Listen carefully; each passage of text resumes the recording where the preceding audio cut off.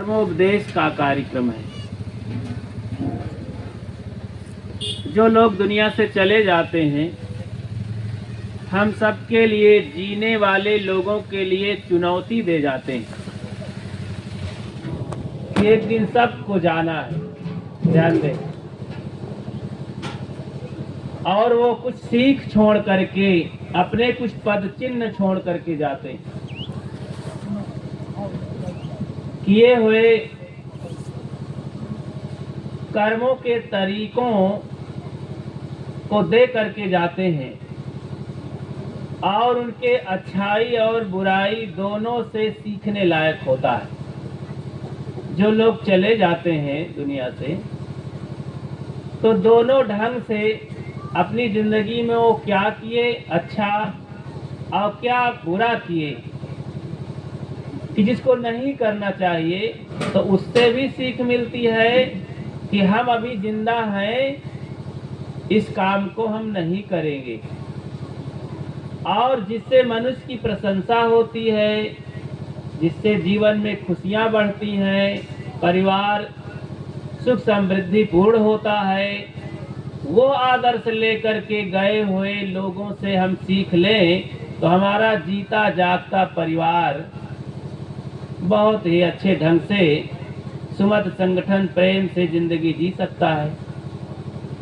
इसीलिए श्रद्धांजलि सभा मनाया जाता है कि जो परिवार के लोग हैं, परिजन लोग हैं, प्रेमी नेमी लोग हैं, गांव बस्ती के लोग हैं, इन बातों को संत गुरुजनों से सुने और पुनः याद करें, फिर से याद करें, अपने अपने माता पिता की याद करें जो चले गए हैं। उनके जीवन में क्या अच्छाई थी, क्या कमियां थी कि जिसके कारण उनको अच्छा नहीं माना जाता, और क्या अच्छाइयाँ थी जिनके कारण से उनकी प्रशंसा की जाती है, याद करते ही रुलाई आ जाती है। तो उन सब बातों को हम जीते जागते अपने जीवन में लागू करें तो बहुत ही अच्छा होता है। बाकी तो तमाम लोग भंडारा सत्संग का और खाना पीना भोज करके, खा पी करके, अरे कहीं कहीं तो नौटंकी नाच डीजे करके पूरा नरक कर देते हैं मोहल्ले भर का। और आदर्श क्या, सीख क्या है, और धन खराब कर देते हैं। बच्चों का आदर्श खराब होता है घर गृहस्थी का, और गांव वालों को बड़ी परेशानी होती है। ऐसा कभी नहीं करना चाहिए लोगों को। ये तो वहां पाप है। पुण्य का काम करना है तो गए हुए लोगों के बचे हुए धन को अथवा उनके किए हुए कर्तृत्व व्यक्तित्व को याद करने के लिए, उनके कुल परंपरा में कोई है, अपनी सुविधा के अनुसार छोटे बड़े कार्यक्रम करें, तो उसमें सत्संग का आयोजन करें। एक दो संत, दो चार जो भी आ सके उनको बुला करके ज्ञान की कथा करना चाहिए, जो हमारे बाल बच्चों के लिए, माता बहनों के लिए, बहू बेटियों के लिए और बूढ़े बुजुर्गों के लिए शांति दे सके, सुकून महसूस कर सके, दुख दूर हो सके। तो ये श्रद्धांजलि कार्यक्रम है। भगत जी को हम बहुत बहुत आशीर्वाद और उनके लिए बहुत खुशी और भक्ति भाव के साथ याद करते हैं कि देखो, कम से कम एक जीवन में तो बहुत बड़ी बात है कि जिसने भक्ति कर ली। अरब खरब ले द्रव्य है उदय तुले राज, भक्ति महात्म ना तुले ई सब कौने काज। देखो, भक्तिमान प्राणी के पास, उसके पास एक बहुत बड़ी पूंजी हो जाती है, भक्ति की कमाई। जो लोग भक्त हो जाते हैं, चलो अब बहुत समझाया जाता है, लेकिन बीड़ी पान तमाकू कुछ खाते रहते हैं। मांस शराब तो छूट जाता है उनका, बहुत चोरी बदमाशी तो छूट जाती है, और एक बहुत बड़ी बात हो जाती है, बीच बीच में संतों के दर्शन और उनके सत्संग में शामिल हो जाते हैं। थोड़ा ही सही, जैसे कि आप अपने रिश्तेदारियों में जाते हैं साल 2 साल में, और भाईचारे से मिल लेते हैं, अभी चले आते हैं। आपका रिश्ता जीवन भर बना रहता है उनसे। अगर आप छोड़ दें आना जाना, अब बीच बीच में फोन भी ना करें तो रिश्ता टूट जाता है। ऐसे ही संतों से बीच बीच में मिल लेते हैं, अपने घर में बुलाते हैं, तो आप बीच बीच में याद करते हैं, उनके ज्ञान की याद करते हैं, तो आपका मन शुद्ध होता है। और उनको कुछ दे करके, दान पुण्य करके याद करते हैं, तो आपका मन पवित्र होता है कि हम कुछ किए, कुछ कर रहे हैं, कुछ अच्छी बात, अच्छा काम कर रहे हैं। आपके बच्चे भी झट से पकड़ लेते हैं कि पिताजी ये कौन है आए हैं घर में, आप उनका पैर छूते हैं, तो बच्चे भी जा करके प्रणाम बंदगी करते हैं, कंठी माला पहन लेते हैं। तो बच्चों को फ्री में ही वो संस्कार थोड़ा सा मिल जाता है। आज कई घरों में जाते हैं तो अब 30-40 साल के हो गए लड़की लड़का, बहू बेटियां, कहते साहेब बचपन में साहेब आते थे और हम उनके पास जाते थे, कुछ पानी देते थे, भोजन बनाते थे, और तब से आज तक हमारे ससुराल में तो खैर बात नहीं है, कोई भक्त ही नहीं है, शाकाहारी हैं और यहाँ पर साधु महात्मा आते ही नहीं है। तो देखो बचपन वाला जो सेवा थोड़ा सा किए थे वो बच्ची बच्चा याद करते हैं, उसी की पूंजी से आज वो गंदे खान पान से बचे हैं। घृणा करते कि नहीं, हमारे यहाँ बचपन से हम इसको कभी नहीं देखे सुने हैं, इसमें हाथ नहीं लगाएंगे, ये अच्छा नहीं है। और संत कभी मिल गए, उनके यहाँ पहुंच गए तो प्रणाम बंदगी से हिचकिचाते नहीं हैं, वो पास में आ ही जाते हैं और सेवा के लिए हाथ बढ़ाते हैं। तो देखो थोड़ा सा दर्शन पर्सन बचपना का उनके अंदर घर बना के बैठा है। तो इस तरह से भक्ति से बहुत लाभ है, लेकिन जब कमाई करेंगे तो बहुत क्या, इतना लाभ है कि जिंदगी ही बदल जाती। देखो भक्ति के प्रताप से अगर आप गुरु संतों की बात मान के मेहनत किए, त्याग किए, दुर्गुणों का त्याग करने आरंभ कर दिए, तो जो भी बुराई है जीवन में धीरे धीरे धीरे धीरे वो निकलना चालू हो जाती है। एक एक बुराई निकल करके आपका जीवन साफ सुथरा होता जाता है, आपकी वाणी में परिवर्तन आ जाता है, चाल चलन में परिवर्तन आ जाता है, आपके खाने पीने में परिवर्तन आ जाता है। एक सज्जन बता रहे थे कि साहेब मैं अपने जीवन में इतना दुर्व्यसन में खर्च करता था, तो गुरु महाराज आए और मुझे डांट करके मना कर दिए, मैं मान गया, और तब से मैं अपने दुर्व्यसन का यानी बीड़ी पान तंबाकू का पैसा बचाना चालू किए। फिर उसमें एक समरसेबुल गड़वाया और फिर खेत की सिंचाई करके वसूली करके धन बटोरा। आज मैं बहुत संपन्न हूँ, आज मेरे घर में कोई दुर्व्यसन बच्चा नहीं करता है, मैं सबको डांट लगा दिया हूँ। जहाँ जाता हूँ अपनी हकीकत को बताता हूँ कि भाइयों आप सब लोग भी ऐसा करो, धन को संचय करो। मैं सुन करके बहुत खुशी मिली मुझे कि वाह यही तो हकीकत है। आदमी जैसे एक बड़ा सा 4 इंची का बोर करवाया, बोरिंग, अब पानी फेंक रहा है बढ़िया तेजी से 4 इंची पानी। अब वो इधर समझो 2 किलोमीटर खेत सींचना है दूरी पर, और रास्ते में अगर चींटी की बिल जगह जगह है तो उस छोटे छोटे बिलों से पानी बह बह करके सब इधर उधर हो जाएगा और 2 किलोमीटर दूर में पानी पहुंचता ही नहीं है। ऐसे ही आपकी जिंदगी में छोटे छोटे ये सुराख हैं, धन बहने के छोटे छोटे सुराख हैं बड़े बड़े, फिर आगे चल करके कुछ बचता ही नहीं है। तो सुराख बंद कर देना चाहिए। अगर धन को बराबर ढंग से एक रस अपने पूरे जीवन में ले जाना है, सुकून की तरफ आराम से जिंदगी बिताना है, संयम सदाचार से हंसते मुस्कुराते, तो हर तरफ संयम सीखें। धन का देखो, रुपया पैसा धन है, शरीर भी तो धन है, और सद्गुण सदाचार धन है, ये लड़के बच्चे धन हैं। ये खेती बाड़ी धन है, इज्जत मर्यादा धन है। कितने प्रकार का धन होता है। केवल रुपये पैसा नोट थोड़े धन होता है। केवल सोना चांदी के गहने ही धन नहीं होते हैं। अरे बहुत, ये हाड़ चांद की देही ही धन है। तभी तो अगर कोई लड़कियों को टच कर दे हाथ तो इज्जत का सवाल हो जाता है। ये शरीर ही धन है। तो भाई बहुत प्रकार के धन होते हैं। सभी प्रकार के धन की जीवन में सुरक्षा करनी चाहिए। शरीर धन इतना कीमती धन है, इसी धन से तो सब कमाया जाता है।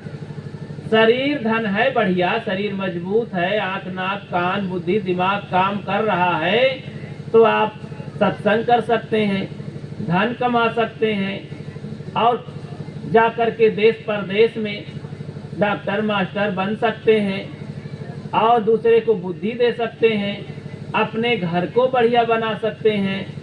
तो जब शरीर बढ़िया रहेगा तभी तो, इसीलिए किसी ने कहा पहला सुख निरोगी काया, दूसरा सुख है घर में माया।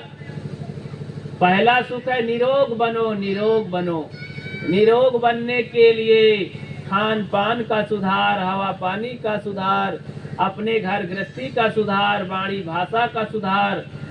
अब सुधार नहीं है, अब हम स्वस्थ रहना चाहते हैं और सुबह से उठ के आग बबूला हो जाते हैं।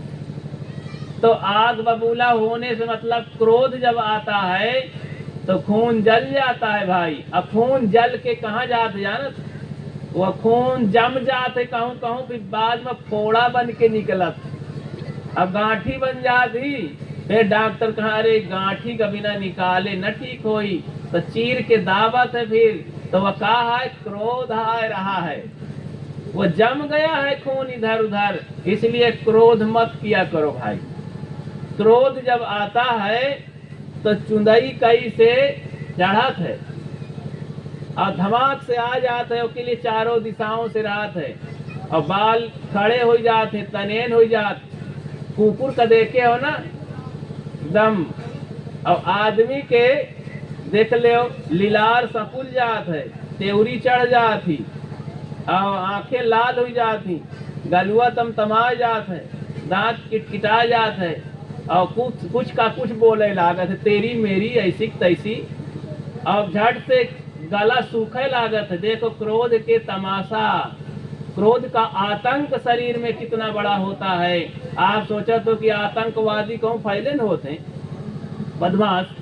अरे ये बदमाश क्रोध आ गया जीवन में, इतना आतंक मचा दिया कि इतना लंबा चौड़ा मस्त शरीर एकदम डामाडोल हो गया, बेकाबू हो गया और गला सूख गया, सीने की धड़कन बढ़ गई, बीपी हाई हो गई, हाथ से लाठी डंडा चाकू छुरी और पैर पटक करके पाचन शक्ति अगर उसी समय और बढ़ जाए ना तो हार्ट अटैक हो जाता है किसी किसी आदमी का। और आदमी छुरी बल्लम बंदूक से कांड कर देता है।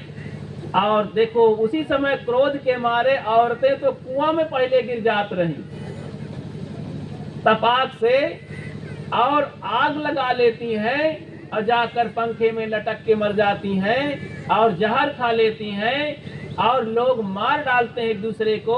देखो क्रोध का इतना बड़ा तमाशा आतंक अभी तो बहुत बहुत बड़ी बात है। इसलिए घर गृहस्थी में अगर क्रोध निकल जाए तो घर गृहस्थी का कितना बड़ा फायदा होगा, बहुत बड़ा फायदा होगा।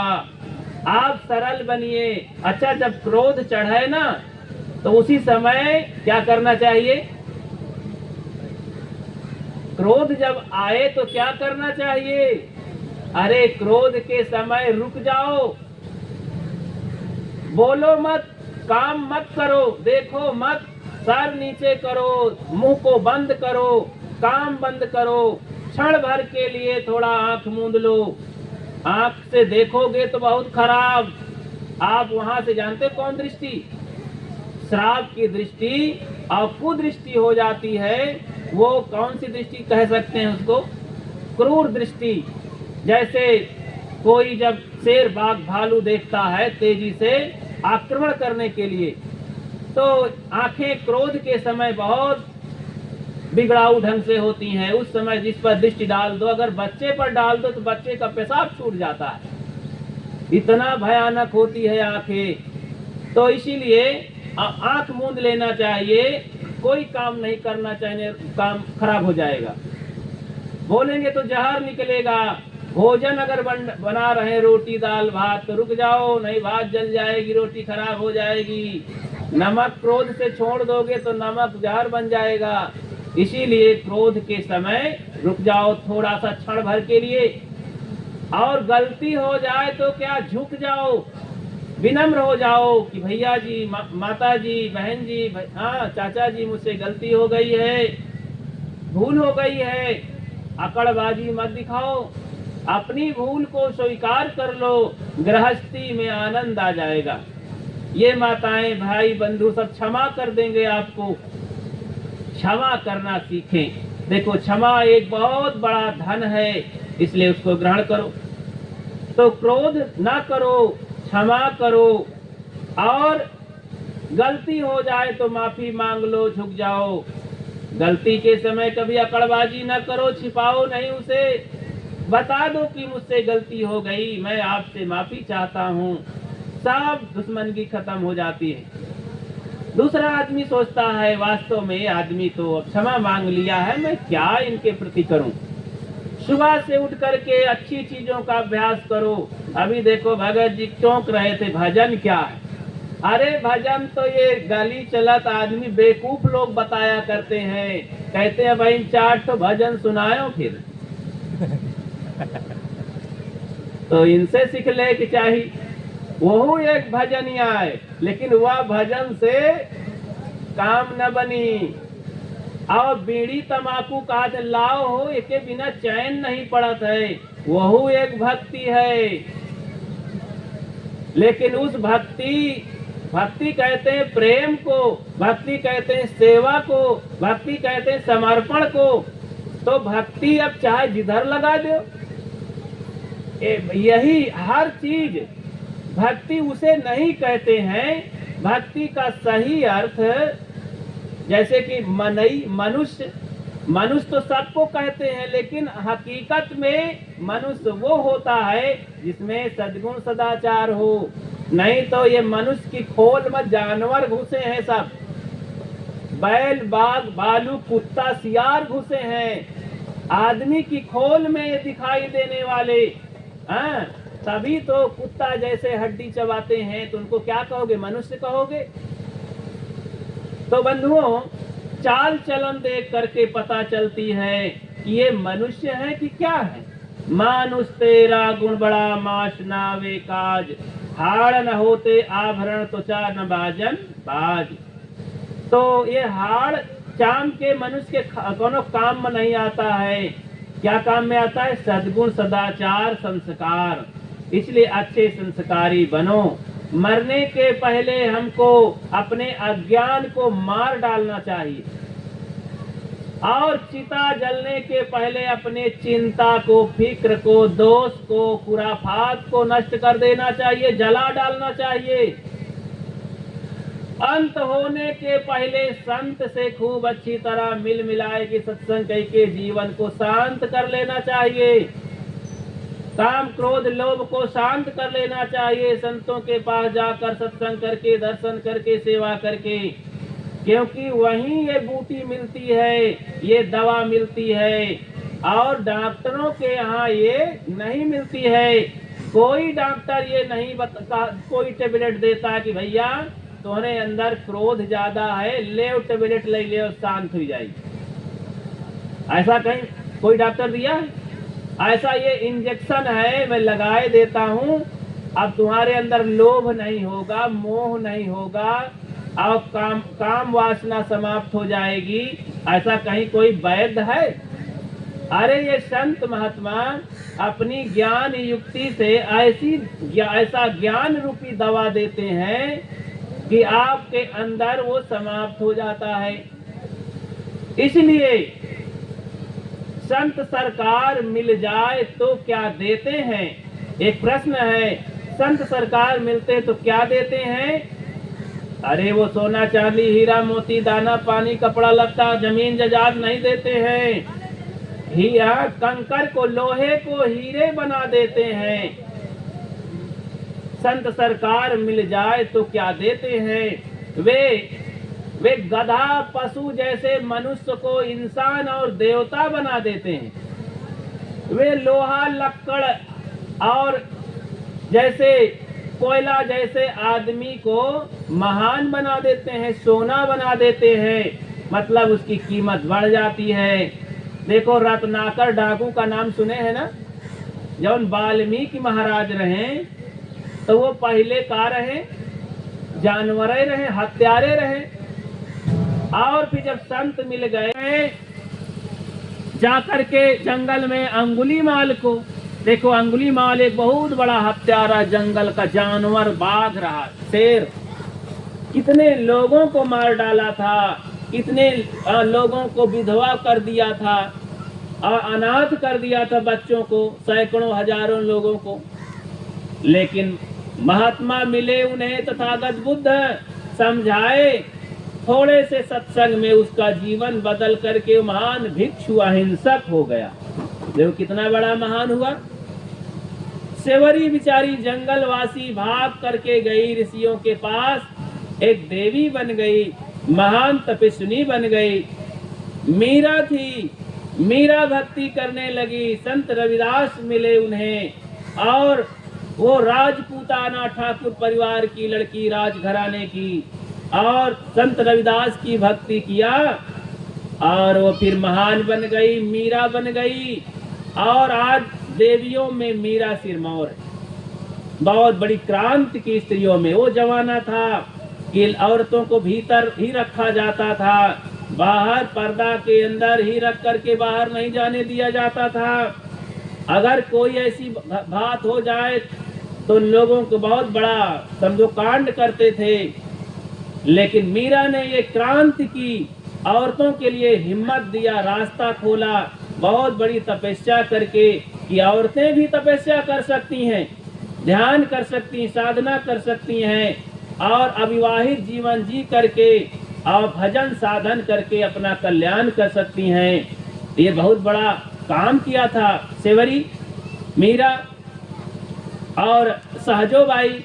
इस तरह से अनेक नारियां हुई जो अपने जीवन को अविवाहित जीवन जी करके और साधना भजन में लगा दिया।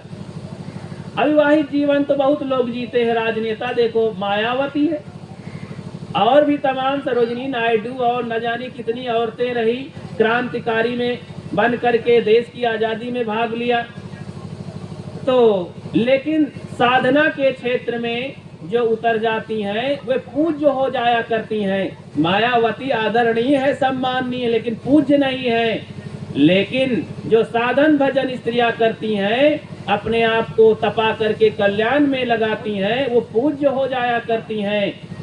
सुफल और सफल, मायावती जी सफल हो सकती हैं लेकिन सुफल नहीं हो सकती हैं। सुफल तो कोई गरीब घर की लड़की भी साधना करे तो अपने घर में सुफल कार्य उसका हो जाएगा, उसका जीवन सुफल है। तो इस तरह से तो देखो इन महापुरुषों ने हमको सीख दिया। तो संतों के शरण में आकर के बहुत लाभ है। तो देखो खान पान ही तक सीमित नहीं है भक्ति। ये माताएं बहनें सोचती हैं कि साहब हम तो भक्त हैं। अरे भाई, संतों की भक्ति करना सीखो, सेवा करना सीखो, दर्शन करना सीखो, बंदगी भाव करना सीखो और झुकना सीखो, विनम्र रहना सीखो, सफाई स्वच्छता सीखो, तब जाकर के माना जाएगा। ध्यान कैसे किया जाता है, भजन क्या चीज है, और ये इंद्रियां क्या चीज है, ये गुण क्या चीज है। तो जो जहां से जिस संप्रदाय में लोग जुड़ गए हैं, इधर जूता उतारो, इधर एक कई रास्ता है। तो ध्यान दें। तो देखो जीवन जीने का एक ढंग होना चाहिए। इतना तो जानते हैं कि कला पूर्वक कोई काम होता है, ढंग पूर्वक होता है, देखो इतनी सामग्री यहाँ राम अभिलाष जी इकट्ठा किए खाने पीने की। अब हलवाई लोग अगर ढंग से न बनावे तो आउट पाउट के लग सीधा ही दे सब, तो आप लोग मानोगे? अच्छा, कोई स्वाद मिलेगा सबको, कोई सम्मान करेगा? तो कलात्मक ढंग से जब वही बनाएंगे, समय से छौंक बघार कैसे पकाया जाए, कैसे रखा जाए, तब आप खाएंगे तो कहेंगे हाँ भाई भोजन बढ़िया बना है, अच्छा भंडारा हुआ। हाँ, तो ये सारी चीजें। अब बिछौना उठ पटांग बिछा देते, यहाँ बैठने का ढंग पूर्वक न बैठो, हल्ला गुल्ला करो, जैसे तैसे खड़े रहो, हर चीज ढंग पूर्वक होना चाहिए। कपड़े लत्ते हम पहनते हैं, जैसे तैसे उल्टा पुल्टा पहन लिए, गंदे संदे पहन लिए, ढंग नहीं है पहनने का, तो आपको क्या कहेंगे? ऐसे हर काम भक्ति ढंग से करो। अगर ढंग से नहीं करोगे तो और आप गिर जाओगे। किसी साधु महात्मा से दीक्षा लेके आपको अहंकार चढ़ जाएगा कि हम तो बड़े संप्रदाय से भगत हैं, बड़ी पार्टी से भगत हैं, और इस तरह से आपके अंदर अहंकार चढ़ के आपको बर्बाद कर देगा। आज ऐसे ऐसे महान बड़े बड़े पखंडी हैं, समाज को इतना ठगने में लगे हैं। ये गरीब लोग, अशिक्षित लोग, भोले भाले ये माताएं बहनें भाई लोग, उनके चंगुल में फंस जाते हैं और धर्म के नाम पर, भक्ति के नाम पर, दान पुण्य के नाम पर अपने धन धर्म तन मन सबको ठगाते हैं। ये बहुत बड़ा वो लोग पाप करते हैं, और जौन लोग ठगाते बहुत बड़े मूर्ख हैं। अब उनको कैसे समझाया जाए? उनको अगर बताते हैं तो कहते हैं साहब तुम संतन की निंदा करते हो। अब उनको संत मान बैठे हैं ठगहारन को। उनके अंदर न त्याग है, न वैराग है, न संयम है, न सदाचार है, न किसी गुरु के शरण में जाकर सीखे समझे हैं, और न वो अनुभव है उनको कोई।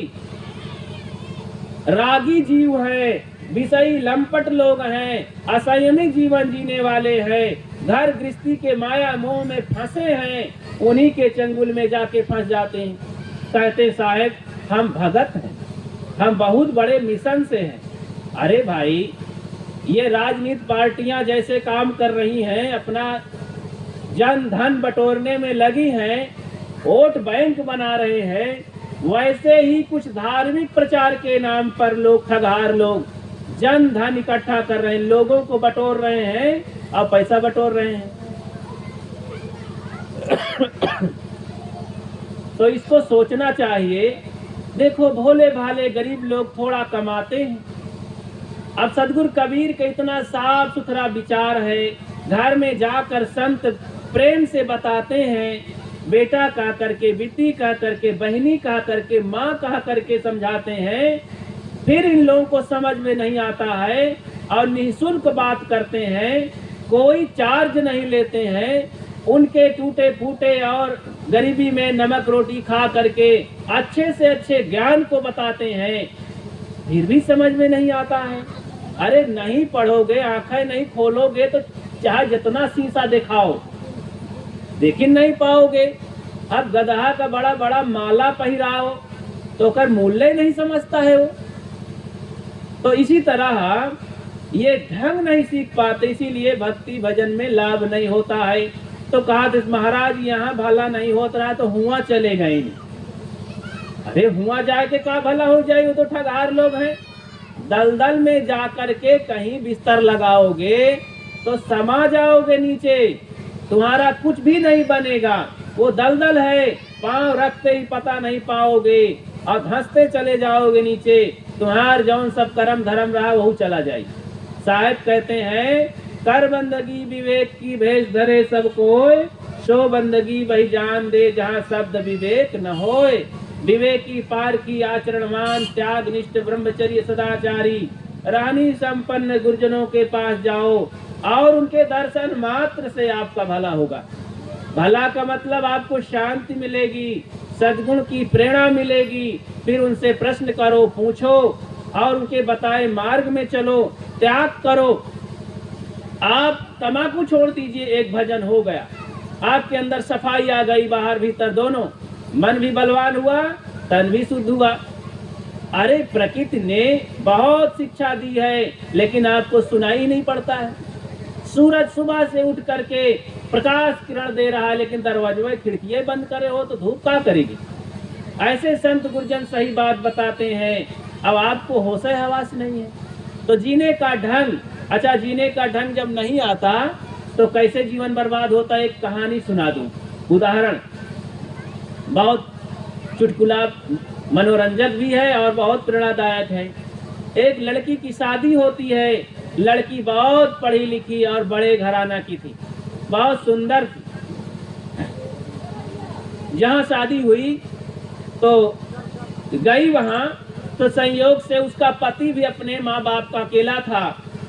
तो घर में बाप तो खत्म हो गए थे, उसकी माँ थी यानी सासू माँ। घर में ज्यादा लोग नहीं थे, मात्र घर में 3 लोग थे। अब अपना पहुंच गई बहू, बाकी माँ बेटे वो थे। संपन्न था परिवार, इतना गरीब नहीं थे, तो इसीलिए बड़े घर में कर लिया था। अकेला लड़का जान के वो बाप ने अपनी लड़की को ब्याह दिया।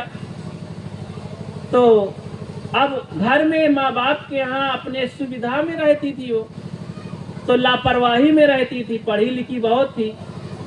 सासू माँ बहुत इंतजार कर रही थी कि मेरा जब बेटा शादी करेगा, बहू आएगी तो मेरा घर संपन्न हो जाएगा, मैं बैठे बैठे खाऊंगी और बहुत आराम से रहूंगी। सबके अंदर मंसूबे होते हैं, ये माताओं के अंदर भी रहता है कि जब बहू आएगी तब आराम से रहेंगी। अच्छा, अपने अपने बिटियन का तो सिखा के भेजे हैं कि जहाँ जाओ अपने शासन का आराम से राखो। यह बात तो पाठ पढ़ाई नहीं है, बल्कि कान में तेल डाल दिन के जाए, अगर कोनो आचा पाची करे तो बताए फिर, या इंजेक्शन लगा के भेजा करत है। अरे अपनी अपनी बेटियों को ये खूब सिखा करके भेजो कि बेटी जाओ और हमारी इज्जत को रखना, वहाँ जौन दुख सुख हो और खूब सहन करना।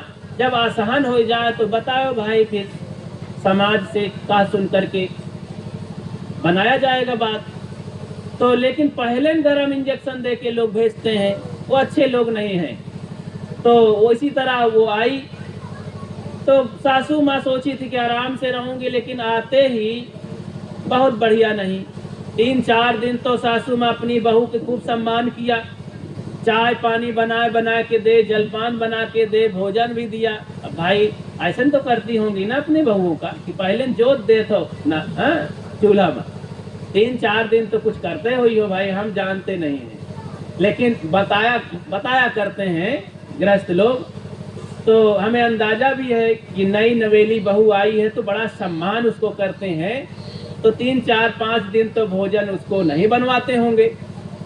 तो आराम से बहू थी अपने कमरे में, पकड़ पकड़ के प्रेम से बताई सासू माँ की, बेटी ये तेरा कमरा है, यहाँ रसोई है, यहाँ बेडरूम है, यहाँ और नहाने के कमरे हैं, सब बताया।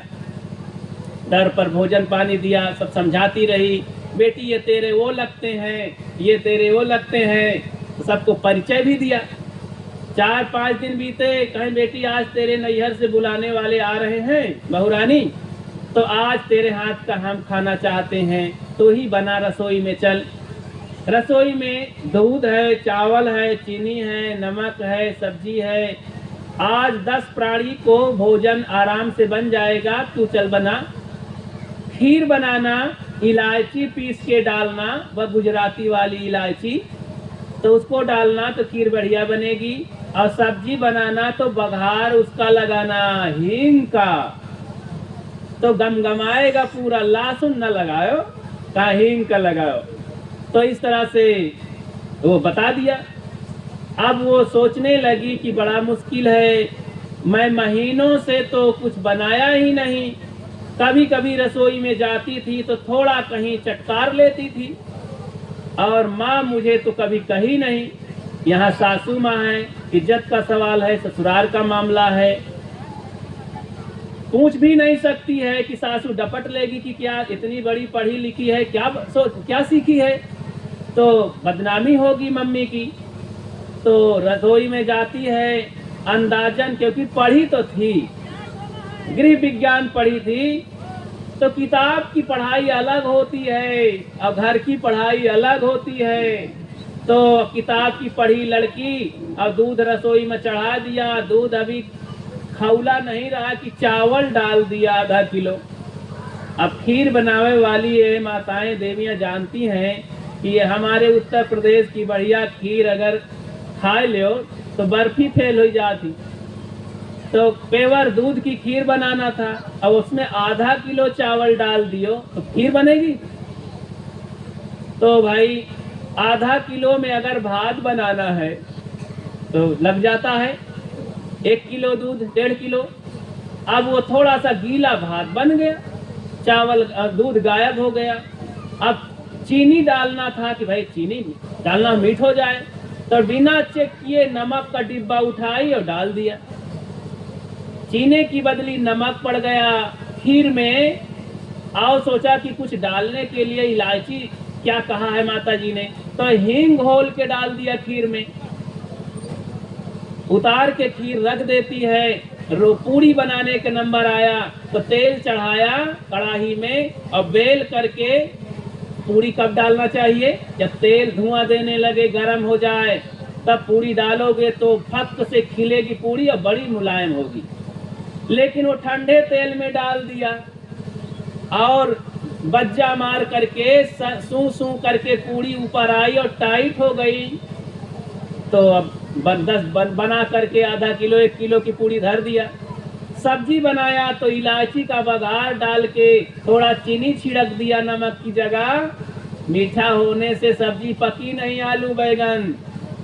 तो जानो मेहनत तो बहुत किया, 3 घंटा मेहनत करती रही बनाने में और काफी व्यायाम करना पड़ा उसे। इस सब मटेरियल बनाने में समय लगा, श्रम लगा और सामान सब खर्च। दूध खत्म, चावल खत्म, नमक खत्म, चीनी खत्म और सब्जी सब खत्म। रसोई में जो भी था 10-15 आदमी का भोजन बनने का सब सामान खत्म। समय पूरा, अरे भाई 12 बजे भोजन करना है, 1 बजे भोजन करना है और सुबह से लगी 9 बजे से बनाती रही 1 बजे तक। अब नंबर आया, सब पिढ़वा लग गए कि भाई अब खाएं सब। तो पहले सासू माँ कुल देवी, तो बूढ़ी माँ सासू कुल देवी रही, तो उन्हीं के सामने पहले पूजा किया जाए। तो कटोरी भर और थाली में पूरी साग लेके रखी। तो बूढ़ी माता की जीभ तो भाई मीठा की तरफ जा रही थी। चम्मच उठाया और मुख में ले गई, तो जैसे ही गई खीर 1 चम्मच, इतना नमक था। अब आधा किलो नमक पड़ गया था चीनी के बराबर। तो समझो कि गला में, और क्या कहते हैं उसे, एक जहर होता है बहुत तेज, तो वैसे ही गया। किसी तरह दौड़ के कुल्ला की, पानी से धोया, कहा अरे भाई घर की आज गलती हो गई, पहली बार बहू रसोई में गई थी, तो चलो कोई बात नहीं, नहीं कहना किसी से, अपनी मर्यादा, कोई बात नहीं, बहू है अपनी, चलो हम सब्जी और पूरी से भर लेंगे पेट। पूरी में हाथ लगाया तो बिना, बुढ़िया बेचारी बिना दांत की, न हाथे से पूरी टूटे न दांते से कटे, रख दिया। सोचा कि चलो सब्जी खा लेंगे, 1 कटोरी 2 गिलास पानी ढरका ले, पेट भर जाए। जैसे सब्जी में हाथ लगाया तो न आलू पका न बैगन पका। अब भाई अगर वहाँ कोनो गाजर होए और कोनो गोभी हो फूल वाली तो ऐसे खा ले सलाद की तरह। अब आलू का कैसे खाओ? कच्चा आलू खा ले तो बेकार कही दे। तो फेंका उधर, अब गुस्सा आ गया, थोड़ा सा, ज्यादा नहीं आया। रसोई में गई, मैं अपने से बनाती हूँ, ये पढ़ी लिखी बहू, मैं सोचा कि बहुत बढ़िया व्यंजन बनाएगी, पहली बार पहले बोहनी के पहाड़ सब खराब कर दिया। रसोई में गई तो अब ढूंढती है, न चावल है न चीनी है न कुछ नहीं है। तो थथोल करके रसोई में रह गई पछता के, और फिर पीछे तरफ चली तो बहू आके खड़ी हो गई। आंखें जब 4 हुई तो समझ में आया, बहू कह रही थी कि माता जी गलती हो गई, मुझसे भूल हो गई, मैं बनाना नहीं जानती थी। सासू ने कहा बेटी ये तूने क्या किया, जानती है? कहा मुझे ढंग नहीं मालूम रहा। माता जी पढ़ी तो थी। कहें देखो ढंग ना मालूम होने से पता है कितना नुकसान किया तूने समय बर्बाद किया 3 घंटा 4 घंटे, और सामान बर्बाद किया, और तेरा श्रम तेरी मेहनत सब बर्बाद हो गई। तो बंधुओं 3 चीजें बर्बाद हुई ना। सुनो इधर, ढंग ना जानने से, तरीका ना जानने से, और युक्ति ना जानने से सब भोजन बर्बाद, फेंका गया, जानवरों के लायक भी नहीं बचा। ऐसे ही हमारी ये जिंदगी है। ये शरीर एक सामान है, ध्यान दीजिए, शरीर एक सामान है। इसकी लंबी उम्र एक समय है, और जो मेहनत करते हैं वो श्रम है। हमने मेहनत कैसे किया, हमने इस लंबी उम्र को समाप्त कैसे किया, और ये सारे सामान को नष्ट कैसे किया, इसका ढंग पता है। बिना ढंग जाने एक दिन ये शरीर मिट्टी में मिल जाएगा। बिना ढंग जाने निरर्थक, बिना शांति के, बिना सुख के, बिना धर्म कर्म के ये समय बीत जाएगा। और ढंग न मालूम होने से पूजा हमने किया, पाठ हमने किया, तीर्थ हम गए, दान धर्म हमने किया, बहुत दौड़े धूपे देश दुनिया में, भूत प्रेत देवी देवता जंतर मंतर सब जगह भागते रहे, लेकिन कभी सुकून न मिला। तो ये मैंने जो उदाहरण दिया, ये इसको समझो सब लोग कि समय, सामान और श्रम, जैसे उस लड़की के ढंग ना मालूम होने सारा भोजन बर्बाद हो गया, किसी का पेट नहीं भरा, किसी को सुख नहीं मिला, भूख नहीं मिटी। ऐसे ही जिंदगी में आप जो सुख चाहते हैं, जो आप चाहते हैं कि हमारा दुख मिट जाए, हम सुकून से रहें, हम शांति से रहें, हमारा कल्याण हो, हमारा उद्धार हो, जीवन सफल हो, तो आपकी जो चाह है, जो भूख है, जो प्यास है, पूरी जिंदगी बीत गई, मिटी ही नहीं, और बुढ़ापा आ गया। आप यही कहते हैं कि भैया क्या करें, अब पछताते जा रहे हैं, कुछ नहीं कर सके, कोई सहारा नहीं, बड़ा धोखा हुआ, रोते हुए जा रहे हैं। अरे जिंदगी में आपने कमाया ही नहीं, ढंग नहीं सीखा, कैसे पूजा पाठ किया जाता है, किसकी भक्ति किया जाता है। भक्ति करत है मुर्दन की, मुर्दा की भक्ति। ये हमारे देश में लगता है सब कब्रिस्तानों का देश है, मुर्दों का देश है। जब आदमी मर जाता है तो कब्रिस्तान पूछते हैं, और मरे हुए को फोटो बड़ा मढ़ाए उसको पूछते हैं, अगरबत्ती सुलगाते हैं। जब तक जिंदा रहता है तब तक उसको भोजन तक लोग नहीं देते हैं और सम्मान नहीं करते हैं। बाद में मर जाने पर फिर पूछते हैं। तो कब्रिस्तान और मुर्दों के पुजारी हैं क्या सब? जितने देवी देवता, ईश्वर परमात्मा, भगवान भवानी मर गए, उनके पीछे सब पड़े हैं, और वर्तमान में लोगों को दुख देते हैं, मार काट के खाए डाल रहे हैं, हत्या कर रहे हैं। जिंदों की पूजा नहीं कर रहे हैं, मुर्दों की पूजा कर रहे हैं, क्योंकि ढंग नहीं मालूम है। इसलिए सदगुरु कबीर कहते हैं, चेतन पूजो चेतन। आत्मा सबके अंदर बैठा, सबका सम्मान करो। सभी चींटी से और हाथी तक ये सब जीव हैं, इनका आदर करो, इनको दुख ना पहुंचाओ। जानबूझ चले तक, जितना बस चले तक, कभी हत्या ना करो, कभी मारो नहीं। तो इस तरह से जब आप ये करेंगे तो आप भजन कर रहे हैं। दुख देने की भावना समाप्त कर दो, खूब मेहनत करो, राग द्वेष से ऊपर उठो, सफाई सुथरता से रहो, प्रेम से रहो। ये भक्ति है, भजन है। ये सब मिलता है संतों के शरण में जा करके, संतों की भक्ति करने से, उनसे राय लेने से। खोजो, जानो, इंद्रिय संयम बनो, खूब प्रेम से रहो। तो इसीलिए साहब कहते हैं, अरब खरब ले द्रव्य है, उदय अस्तुल्य राज, भक्ति महात्म ना तुले ई सब कौने काज। तो भक्ति की महिमा के बराबर, भक्ति के पुण्य के बराबर संसार में और कुछ भी नहीं है। कोई धन दौलत जमींदारी नहीं है, कितना भी बाहर सुख फैला हो, आपको सुख आ रहा हो, लेकिन भक्ति का जो सुख है, आत्म सुख, आत्म शांति, इसके बराबर और संसार में कुछ नहीं है। इसलिए इस धन को कमाओ, इसमें प्राप्त करो, इसमें कठिनाई सह करके भी भक्ति न छोड़ो, कष्ट सह करके घबराओ नहीं। ये सब कष्ट तो आता जाता रहता है, इसलिए घबराए नहीं। बिना घबराए हुए, बिना उबाए हुए प्रेम से भक्ति भजन करो, संत शरण में जाकर अच्छे संतों की खोज करो। त्यागी तपस्वी सदाचारी न्याय युक्त जो संत हैं उनके शरण में जा करके अपने मत्था को झुकाओ और भोजन पानी दान धर्म जो कुछ करते हो करो। बाहर गलत जगह में जा करके करने से कोई मतलब नहीं होगा। चलनी में घी दूध देहो तो सब गिर जाई जमीन में, टूटाई फुटाई नाव में बैठियो तो बीचन में ना डूब जाइयो। इसलिए बढ़िया नाव में बैठो। बढ़िया नाव का मतलब जो अच्छे त्यागी तपस्वी सदाचारी ईमानदार संत गुरुजन हैं, तुम्हारे हित के लिए, तुम्हारे बच्चों के लिए, तुम्हारे समाज के लिए जो चिंता करते हैं, उनकी शरण में जा करके उनके बताए मार्ग रूपी नौका में बैठोगे तो जीवन पार हो जाएगा।